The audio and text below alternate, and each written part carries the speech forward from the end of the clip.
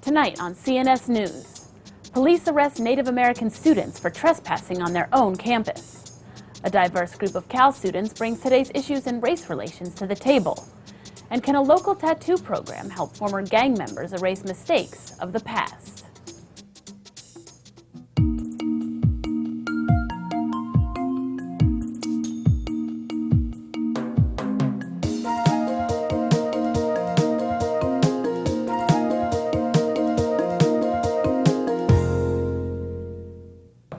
Good evening, and welcome to CNS News. I'm Viana Davila. And I'm Annabelle Peavy. In this week's news, Berkeley's infamous tree sitters woke up to find intruders in their treetop homes. The UC police sent arborists into the oaks to cut their supply lines, tipping over makeshift toilets in the process. The sitters, who've been living in the trees for over 14 months, are in violation of a no trespassing order, but they show no signs of leaving their roost. And media from across the country came to Berkeley City Hall last week as pro- and anti-military protesters faced off over the city's attempt to give the boot to the local Marine recruiting station. More than 1,000 people waited on the lawn of City Hall for the council's decision. It finally came at 1 in the morning. The council backed down, voting 7-2 to withdraw its earlier letter asking the Marines to leave. But despite congressional threats to withhold millions of dollars in federal funds from the city, the council refused to apologize to the Marines. The Bay Area News Group says it's facing very tough times. Their solution? Get as many employees as possible to take voluntary buyouts. The group owns 16 newspapers, including the San Jose Mercury News, the Oakland Tribune, and the Contra Costa Times. 1,100 employees of those papers have 2 weeks to decide. If that doesn't work, management says layoffs will follow.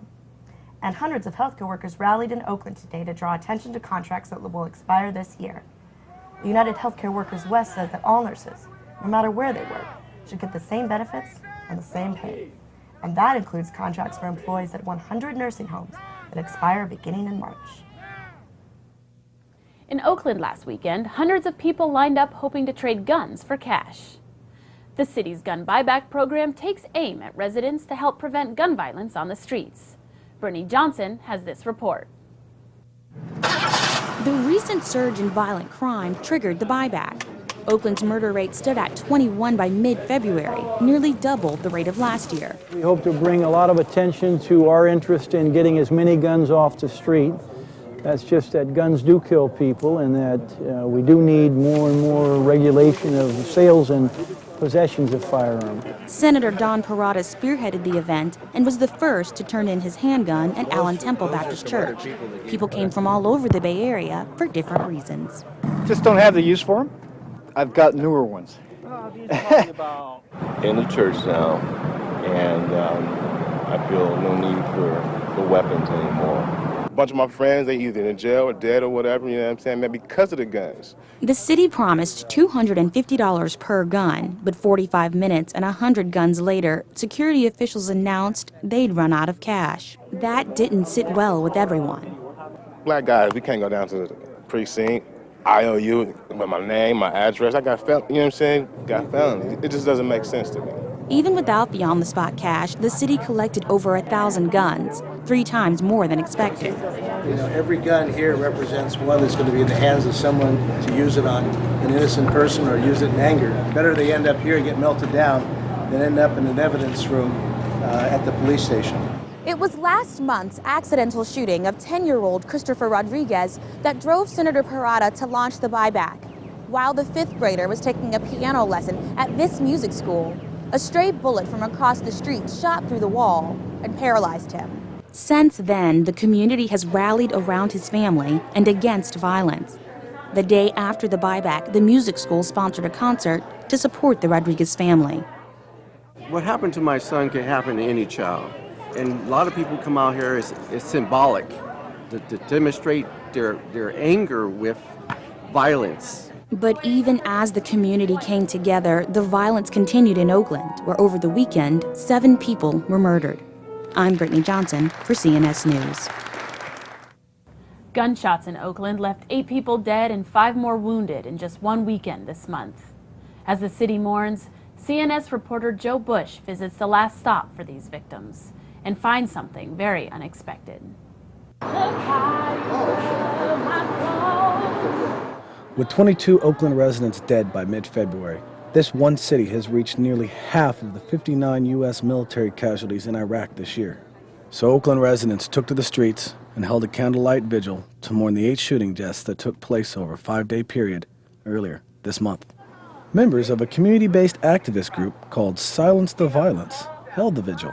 Give it up for Silence the Violence. Give a big shout out. We know that doing a candlelight vigil isn't the answer. It's not going to get us out of this crisis. But we felt like it's times like these when people really start to lose hope. But hopeless is just how many Oaklanders feel. Because it seems that nothing is doing any good. Lauren Taylor's twin sons were only 22 years old when they were gunned down on the streets of Oakland that very same weekend 8 years ago. It's just hard every time I turn the TV on and hear that another mother lost her son or daughter. It just brings back bad memories. We went to the one place all 8 victims would have to go, the coroner's office. And during our behind-the-scenes tour, we found out something unusual about these victims. This time it was a high percentage of women. Usually it's men. We don't frequently get women, but for some reason this last weekend we had 4 women, which was highly unusual for us. But he said 8 dead bodies in one weekend is just business as usual for the coroner's office. If we get 20, that'd be unusual. 5, 6, 7, 8, yeah, it's a lot, but not something we haven't seen before. Sergeant Bartholomew says the real tragedy is not in the high volume of numbers, but the city's inability to handle them. Oakland police are in over their heads. They've got more than they know what to do with. I mean, they're just overwhelmed. From civil servant to concerned citizen, one question is on everyone's mind. How high will the death toll be this year? In Oakland, Joe Bush, CNS News. The city of San Francisco is set to issue municipal identity cards to residents. As Maria Jose Calderon reports, the program hopes to give dignity to those who are often on the margins of society. Why not legalize all people in San Francisco? Why not document all people in San Francisco? At a conference last weekend, San Franciscans learned how the ID program would work. The measure was introduced by Supervisor Tom Amiano. I think there are many people, including non-citizens, elderly, transgender people, homeless people, who are made invisible by not being able to obtain identification for many, many reasons. ID cards would give all these groups an identity without revealing their gender or even their address. In this country, we are contributing with our work, with our taxes, to the richness of the country, and they have to give us something back, no? The ID will give something back. Cardholders will be allowed to open bank accounts, get library cards, and eventually to pay for public transit. City officials and advocates for immigrant rights are promoting the measure. We think that with this ID, they'll feel more empowered to come forward with police, increase public safety for all. This acknowledges their humanity, it recognizes their humanity, and my goal is to make sure that the police department understands that and that it respects the new process that we have in place. Sponsors hope the voluntary program would help undocumented immigrants to better integrate to society. But Leo Lacayo says there's a better way to help them. By getting the U.S. Congress and the U.S. Senate to pass a comprehensive immigration law that has been supported by President Bush, been supported by Governor Schwarzenegger, been supported by Barack Obama and Hillary Clinton. I say, look around you, wake up, smell the coffee. The deal is that they're here, they're not going away, and they cannot be treated as second-class people. They deserve at least to have an identity. And they'll have that chance in August when the ID program begins. For CNS News, this is Maria Jose Calderon. 50 medical marijuana clubs in Northern California are receiving threatening letters from the federal government.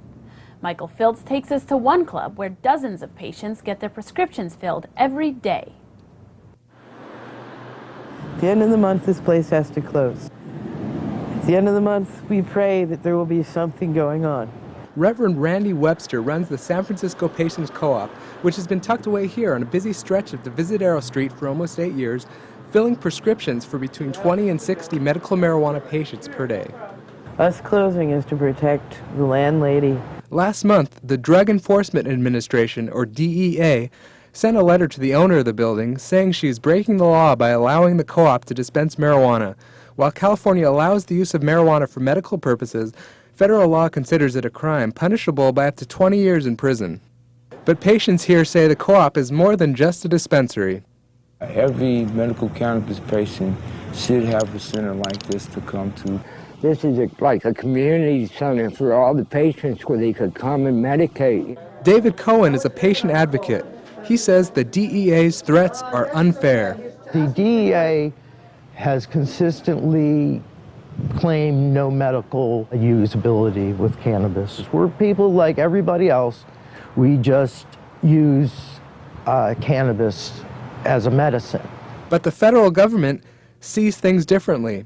Their website claims that marijuana has no medical potential, that it's addictive and has long-term negative consequences. But Dr. Frank Lucido says otherwise. He's been recommending cannabis as medication since 1996. Anything the DEA says about marijuana has to be suspect. And it's good for a number of things, including chronic pain, actually even has some anti-tumor properties in some animal studies. So it clearly has a lot of value that we are just now scratching the surface for.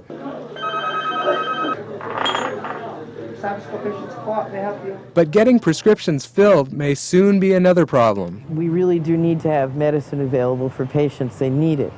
They can't get it in Walgreens, and most of them can't smoke it at home. A DEA spokesperson says they aren't sure what the next step will be. But one thing is for sure, come March 1st, this co-op will go up in smoke. For CNS News, this is Michael Filtz in San Francisco. Removing tattoos can take several painful treatments and months to heal. For former gang members, the process can also mean changing their entire lifestyles. Viana recently visited a tattoo removal program that gives them a second chance. Today, Jorge Bautista gets the chance to leave his past behind. He's starting the first of several treatments to remove his 17 tattoos, reminders of his past growing up in West Berkeley, where he said he used to run with local gangs. That's all really I grew up around, so I couldn't really stay away. So 1, 2, 3, 4, 5, 6. Thanks to Project New Start, Bautista is getting those tattoos removed for free. On the surface, it's a tattoo removal program, but underneath that, it's a lifestyle change program. Adriana Alvarado directs Project New Start. Anyone from age 13 to 25 can get their tattoos removed by a high-tech laser. The cost? At least 50 hours of community service and enrollment in educational or job training programs. For those over 25, the price is $50 per treatment. Cheap compared to other programs and a bargain considering the stigma it removes. It's seen as a negative thing. Someone sees a certain tattoo, oh, that person must be a gang member. Oh, that person must be a bad person. 26-year-old Alex Evangelista got his tattoos while serving 7 years in prison for burglarizing the home of rival gang members. Being in there, I was running with the gang and stuff like that, so kind of just didn't really care and just put tattoos everywhere. After his release from prison 4 years ago, Evangelista became a father. He decided to remove his tattoos for both his and his family's safety. I don't want to be in a place where, a rival gang member see me and, he don't care if I had kids or whatever, all he's going to see is my tattoos. And though removing a tattoo can sting, Evangelista and Bautista both say bearing the pain is worth the result, the chance to start over. I feel like, like a brand new person, This is Viana Davila for CNS News. Tonight, we have a special segment on CNS News. For many young people, this is the first presidential contest in which race has become a prominent theme. Earlier this week, I sat down with a group of students from diverse backgrounds to talk about race, politics, and the media. We started by talking about Barack Obama. I don't think it's possible for him to address race in a way that he wouldn't be judged by doing so. I've heard a lot of people say that he's a post-racial candidate or that he transcends race. But I think in a lot of ways we're using a certain rhetoric that appeals to white liberal voters. And I feel like Obama himself has been sort of moving around the issues of race. I disagree. I think he implicitly discusses this notion of race. I think when he talks about representing those who have had least access, those who don't have the opportunity, he's implicitly speaking about people of color. He's not talking about the dominant culture. I still have this sneaking suspicion that a lot of his support within the white community is people who are trying to feel good about themselves. It's like a very safe way for white people to say that they aren't racist by voting for a black candidate. But I feel like he's not really addressing the issue of race in any meaningful way. Then I would have to say that a national campaign for the President of the United States is not the place to do that. People are not going to be receptive to someone standing in front of millions and saying, let's break down the race barriers. That's not appealing to people. How successful do you think the media has been in taking the racial discussion beyond just black and white? I think in terms of being successful in recognizing the gray areas between Asian Americans, Latinos, it's still not recognizing it. And one of the unfortunate things about the election is that it's reinforcing this dichotomy, which I think is sad. We're not talking about McCain as being the oldest potential president, but we are talking about, do we want a female president or an African American president? What particularly bugs me about just race issues in the media is that when it comes to portraying Arabs after 9/11, they're all terrorists. When it's Asian males after VTech, all Asian males are aggressive, But then when Timothy McVeigh does the Oklahoma bombing, white people don't have to live up to their name, I also think that it's important that we teach our children what's so often overlooked in the media, and that's the difference between race and ethnicity. It's a very different thing to be black and to be African American and to be Nigerian American, which myself I identify with. So I think that if the media can go deeper into something beyond race, because people's backgrounds are really important. Well, a really diverse table here. I mean, did you guys grow up sort of being aware of media, how it affected you? And if so, how did that factor into, you think, your perception of the world or yourself? For me personally, I kind of think that I grew up to be white under American Eurocentric curriculum at school. And, I was watching the media, I was watching the news. And growing up, it didn't take me until I actually came to Berkeley to make me realize that, I'm Filipino, I should be proud of that. And you feel like the media played a role? I definitely feel like it has. Whose responsibility do you think it is to make sure that there are more accurate perceptions of minorities, ethnic groups, things like that? How do you do that? I think the distinction is between responsibility and actually the power to do it. There's a difference between being active and being articulate about certain problems and actually having the power, the opportunity, the ability to make certain changes. Maybe there aren't enough people of color who are writing in to express their opinion. When they are writing in, maybe they're not being recognized. I'm working with a group that's working at Berkeley Technical School, and what we're trying to do is trying to get them to write or put their writings into a magazine that we can try to showcase for the Berkeley community. And just little things like that is what makes me hopeful that, change might be able to happen. Oh, it sounds like people had a lot of interesting things to say. What was one of the things that stood out to you most? Comments about the Daily Cal really stood out to me, and the fact that some students felt it maybe mischaracterized certain groups on campus. And in general, I just got the impression that race really is a big topic for students here. Do you think that that's something that extends to other campuses too, or just Berkeley? Most definitely. I think Berkeley's a really good representation of what's happening across the country, especially because of this presidential election. Thanks. And on another California campus, the state's first and only Native American university is clinging to life. Manal Ahmed has the story from DQ University in Davis. DQ opened its doors in 1971 at the peak of the American Indian Civil Rights Movement. Of 34 tribally controlled colleges in the country, DQ is the only one not on a reservation. The idea was to try and develop an institution where they could come in and it would be, the surroundings would reflect who we are as Native people. The school was funded primarily by the Bureau of Indian Affairs and was once a vibrant hub of Native American culture. In its heyday, more than 500 students a year strolled its grounds. There was representatives from 42 countries here through the United Nations. There was tribunals were held here, powwows every spring and the fall and in the summer. But today, DQ is a shell of its former self. Over the years, enrollment fell dramatically, and critical federal funding was taken away. Then, in 2005, amid reports of financial mismanagement, DQ lost its accreditation. You know, we had an administration, and that administration basically, behind our backs without us knowing, took the rest of the funding that we had and just sort of squandered it. And you know, I don't like to beat around the bush on that. They squandered it. Currently, the school has no administration, but CNS was able to contact former President Victor Gabriel on the phone. He denied any personal wrongdoing, but said, quote, the entire staff was corrupt, unquote, and $400,000 had been misappropriated. Gabriel gave no further detail, but according to published reports, the Department of Education confirmed a misuse of funds. And they were robbing students of their financial aid, and they were filling scholarships out for us and not telling us about it. Still, no criminal charges were ever filed, and the university remains more than $250,000 in debt.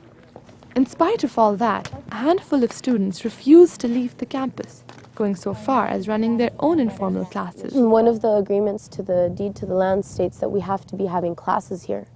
If we don't, then that's a reason that the government can come in and take away the land. So for the school to be stagnant is unacceptable. Students say they can't even rely on their board of trustees for help. For years now, they've been very stagnant, and they've been very secretive of their agenda and their plans. Last week, when CNS tried to film a public board meeting, our camera was thrown out. Cameras out or I'll take them. I just said, take your cameras out. Why? They're the board of trustees, and they're supposed to be working for the students. They're supposed to be working for the young people. But instead, they're trying to find ways to get rid of us. In fact, the same board member who banned our camera from the meeting was reportedly among those behind a call to the sheriff's department 4 days later, asking the students be evicted. Sheriff's deputies arrested 3 students and charged them with trespassing. I'm an Indian person, and I signed on here to help Indian people and to help this place, but it's very difficult to fight against Indian people. Former student, professor and chancellor Dennis Banks believes that for DQ, there's only one solution. How do you fix something that's been patched over and patched over again and patched over? I would love to come back and say, okay, let's do it again. For now, students are back in their dorms, tending to the land, and looking to the day that DQ will open its doors once more. This is Manal Ahmed for CNS News. And last week, DQ hosted a rally commemorating the 30th anniversary of a landmark in Native American history, the longest walk to Washington, D.C. Now Jacob Seamus reports from Alcatraz, where the second longest walk began. Early on the morning of February 11th, 200 Native Americans and their allies set sail to Alcatraz for a sunrise ceremony, the official beginning of the Longest Walk 2, a march from coast to coast. Planning for the Longest Walk began over 2 years ago, and as organizers hammered out the final details, the magnitude of the walk began to set in. Those are going to be committed to go on that walk. They're going to have to be some discipline. They're going to have to be some discipline because it is going to be dangerous. The Longest Walk will cover 4,000 miles, with stops to hear the concerns of Native communities along the way.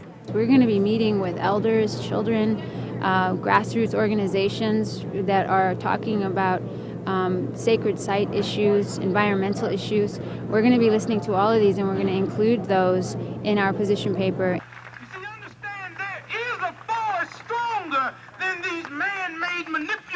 Forces, and that's what you're about. It's been 30 years since the last Longest Walk, which was a response to legislation that would have nullified long-standing land treaties. The awareness that the Longest Walk brought in 1978 was catapulted a lot of the Native issues. Today, we're still dealing with sacred sites and religious issues, and many of our people are still being prevented from practicing their religion or practicing their ways. Much has changed since 1978, but those who remember the first walk say life on the reservation has not improved enough. And today what's happening now is a fractionization of the land. So the reservations are shrinking even more so. and we're losing a lot more of our rights. Good morning, everyone. Welcome. Tashina Banks Moore is the daughter of American Indian Movement co-founder Dennis Banks. She says the first walk was instrumental in retaining Native American rights. But has things moved in a positive and a forward direction? We have a long way to go. For some, the longest walk too is an opportunity to pass the torch of Native American activism to a younger generation. Our people will always be walking. To me, walking is what you could say in our history. Walking and running was a way of bringing messages. Today, we're just continuing, to carry those messages from community to community, from nation to nation. The walkers hope to arrive in Washington, D.C. on July 11th, where they will deliver their manifesto to the Capitol. Reporting from San Francisco, this is Jacob Simas for CNS News.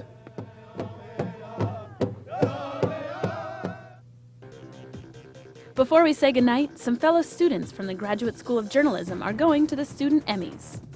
The nominees are Clayton Warfolk, who produced a program on China and the environment, and Adi Sambamurthy with his program Crossroads. That show includes a piece by Zach Stoffer about the rising popularity of baseball in Ghana. I'm just curious why, of all the stories that you could have picked about Ghana, that you chose baseball. Like a lot of people, when I told them about the story later, had a reaction, something along the lines of Africans don't play baseball. And figured, it'd be neat to look into what the game was like there, what were the fields like, what were the practices like, what was the enthusiasm for the game. But really found that the guys just love the game like kids do here, and they want to play and have a good time. In addition, Dwayne Moles produced a story on the coal industry in China. My story started out as a more basic environmental story about subsidence, which is when you mine underneath of things, they collapse. But then it really became about this sort of the pressure that the Chinese people feel to keep producing energy. If someone tries to fight back because they're losing their home, the demand for energy and the demand that China's great boom puts on society means that, individuals just get brushed away. Congratulations to all the J-School students nominated for Emmys this year. The ceremony is March 15th in Los Angeles, and the first place trophy comes along with a $2,000 cash prize. What you gonna do with your prize money? You're gonna win something. What are you gonna do with it? Well, I think, unfortunately, they only pay for hotels for one producer to go down. That would be the show producer. So probably anything we win will just cover our hotel and, and a little booze to celebrate. The life of a student. Yeah, basically. Thanks a lot, Dwayne. No problem. That's it for tonight. Thanks for watching. I'm Annabelle Peavy. And I'm Viana Davila. See you next time.